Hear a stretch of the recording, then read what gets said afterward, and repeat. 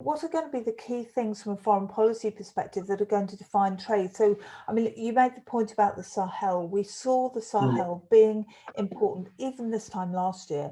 We saw it because we saw the increase in Russian trade in arms and ammunition going into the Sahel. That was something we picked up this time last year, and it's become even more important. The Russian influence there has become very major. Now, that's a big area of potential conflict. Are we seeing any other ones like that? Are we seeing anything around foreign policy, technology, supply chains driving trade in 2021, do you think?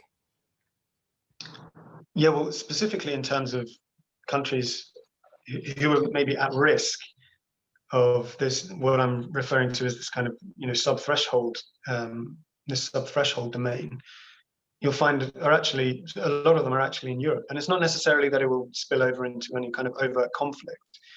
But you've got countries like Serbia, for example, who are kind of important countries within Europe, but who actually are at the moment purchasing Russian the Pantsir missiles, for example, and conducting war games with Russia, despite being important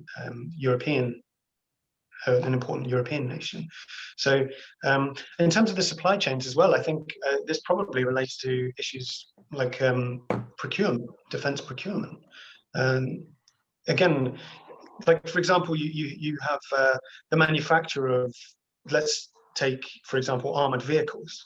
Armored vehicles don't come ready-made. You need the supply chain to actually construct these things. So you can look at one study that we did actually in the not too distant past was on the supply of LED lights to an armored vehicle manufacturer. And one step down the supply chain, these LEDs were produced in Great Britain. One step down from the supply chain, they actually got the LEDs from Germany, and then the components for the LEDs came from China. So at every point of the supply chain, Britain's potential military capabilities and its ability to present a credible and capable deterrent posture all depended on the sort of timely delivery of a tiny LED light. And this is a fascinating concept, and why we need to be talking about things like supply chains in the context of risk, because it's kind of the strategic embodiment of the butterfly effect.